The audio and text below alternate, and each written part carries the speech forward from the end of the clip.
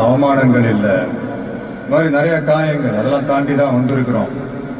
அந்த மாதிரி நேரத்துலலாம் டே ஒன்ல இருந்து என் கூடவே நின்னது என்னோட ரசிகர்கள் தான்.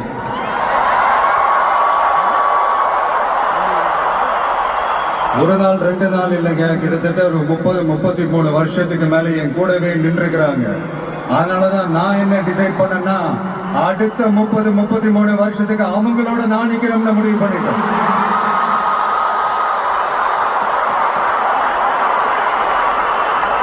எனக்கு ஒண்ணுனா அவங்க தியேட்டர்ல நிக்கிறாங்க, நாளைக்கு அவங்களுக்கு ஒண்ணுனா அவங்க வீட்டுல போய் நிக்கணும்னு நான் முடிவு பண்ணிட்டேன். இதுதான் காரணம்.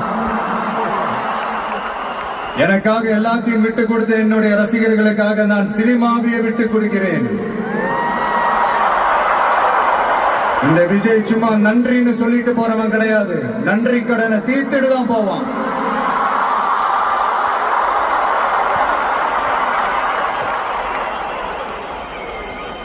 ஒரு குட்டி கதை ஒண்ணு சொல்றேன்.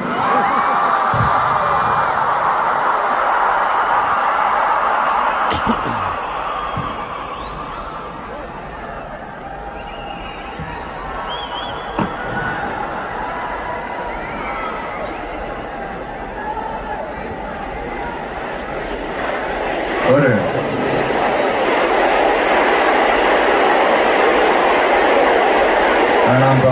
கோச்சிக்க போறாங்க. ஒரு குட்டி கதை மாதிரி ஒரு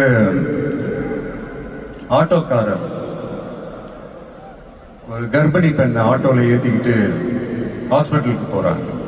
பெரிய மழை பெஞ்சுக்கிட்டு இருக்கு. அவ அவர்கிட்ட இருந்த அந்த கொடைய அந்த கர்ப்பிணி பெண்ணை கிட்ட கொடுத்துட்டு இதை எடுத்துக்கிட்டு போமா அப்படின்னு சொல்றாங்க. அப்ப அந்த பொண்ணு சொல்றாங்க, ஆனா இது எப்படி நான் உங்ககிட்ட நான் திருப்பி கொடுக்கறது?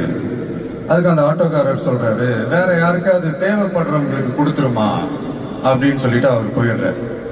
அந்த கர்ப்பிணி பெண் அந்த கொடையை எடுத்துக்கிட்டு ஹாஸ்பிட்டல் வாசலுக்குள்ள போகும்போது அந்த வாசல்ல ஒரு பெரியவர் மழைக்கு பயந்துக்கிட்டு அப்படியே கை கட்டிக்கிட்டு நின்றுட்டு இருக்கிறார். அந்த கர்ப்பிணி பெண் அந்த கொடைய அந்த பெரியவர்கிட்ட கொடுத்து, ஐயா இதை எடுத்துட்டு போங்க ஐயா அப்படின்னு சொல்றாங்க. அதுக்கு அந்த பெரியவர் இதே மாதிரி கேட்கிறாரு, அம்மா நீங்க யாருன்னு எனக்கு தெரியாது, எப்படிமா இந்த கொடையை நான் திருப்பி உங்ககிட்ட கொடுக்கறது? அதுக்கு அந்த பொண்ணு சிரிச்சுக்கிட்டே சொல்றாங்க, வேற யாருக்காவது தேவைப்படுறவங்களுக்கு கொடுத்துருங்க ஐயா அப்படின்னு சொல்லிட்டு போயிடுறாங்க. உடனே அந்த பெரியவர் கொடையை எடுத்துக்கிட்டு பஸ் ஸ்டாப்புக்கு வராரு. பஸ் வருது, ஏறி போகும்போது அங்க பாக்குறாங்க ஒரு பூக்கார அம்மா பூவை வச்சுக்கிட்டு ஒரு அட்டையை இப்படி மழைக்காக புடிச்சுக்கிட்டு உட்கார்ந்துட்டு இருக்கிறாங்க. பெரியவர் போய் அந்த கொடையை அந்த பூக்கார அம்மா கிட்ட கொடுத்துட்டு அவர் பஸ் ஏறி போயிடுறாரு. பூக்கார அம்மா அந்த கொடையை எடுத்துக்கிட்டு வீட்டுக்கிட்ட வரும்போது அங்க ஒரு ஸ்கூல் படிக்கிற பொண்ணு பேக் எல்லாம் மாட்டிக்கிட்டு மழையில ஓடி வர்றாங்க. அவங்க போய் அந்த ஸ்கூல் பொண்ணு கிட்ட கொடையை கொடுத்துட்டு, மழையில நனையாதம்மா இதை எடுத்துக்கிட்டு போங்க அப்படின்னு சொல்றாங்க. அந்த பொண்ணு தேங்க்ஸ் அப்படின்னு சொல்லிட்டு வீட்டுக்கிட்ட வரும்போது அந்த பொண்ணோட அப்பா பதட்டத்தோட வாசல்ல நின்றுட்டு இருக்கிறாரு. பொண்ணு மழையில நனைஞ்சுக்கிட்டு வரணுமே அப்படின்ட்டு. அந்த அப்பா வேற யாரும் இல்ல, அந்த ஆட்டோக்காரர்.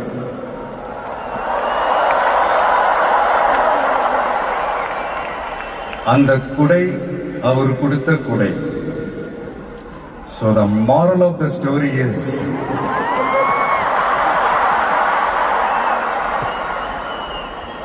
முடிஞ்ச வரைக்கும் எல்லாருக்கும் சின்ன சின்னதா ஒரு நல்லது, சின்ன சின்னதா ஒரு ஹெல்ப், அது செஞ்சு இருந்து பாருங்க. லைஃப் ஒரு மாதிரி ஜாலியா இன்ட்ரெஸ்டிங்கா இருக்கும்.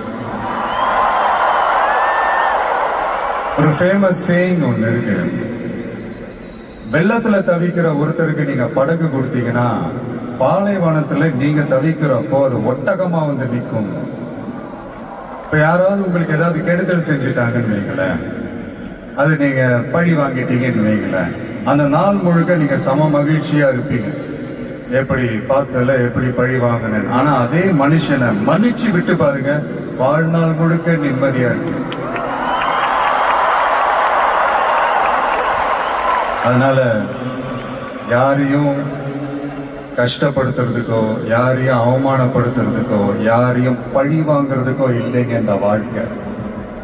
நான் முடிஞ்ச வரைக்கும் முன்னாடியே சொன்ன மாதிரி சின்ன சின்னதா ஒரு நல்லது, ஒரு சின்ன சின்னதா ஹெல்ப், இது செஞ்சு பாருங்களேன். எங்கேயோ ஒரு இடத்துல ஃபியூச்சர்ல உங்களுக்கு இது கை கொடுக்கும் அப்படின்னு நான் நம்புறேன்.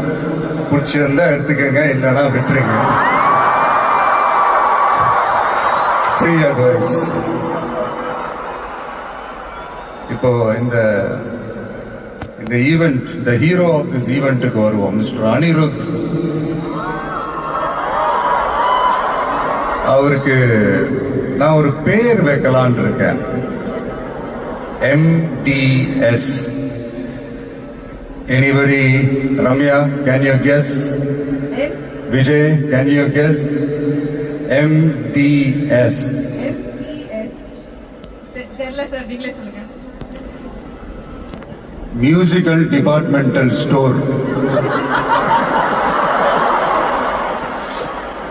அதாவது அந்த ஸ்டோரை திறந்து நீங்க உள்ள போயிட்டீங்கன்னா அன்லிமிட்டடா என்ன வேணுமோ எவ்வளவு வேணுமோ எல்லாத்தையும் எடுத்துக்கிட்டு ஹாப்பியா வரலாம்.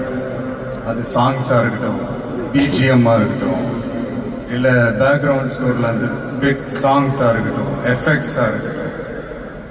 இந்த மாதிரி என்ன டிசப்பாயிண்ட் பண்ணதே இல்லை அன்னி.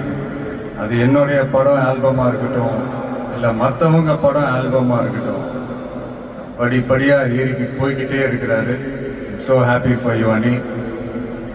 அண்ட் என்னுடைய டைரக்டர் வினோத் ஒரு சமூக பொறுப்புள்ள ஒரு இயக்குனர் சொல்லலாம். ஒரு கமர்ஷியல் படமாகவே இருந்தாலும்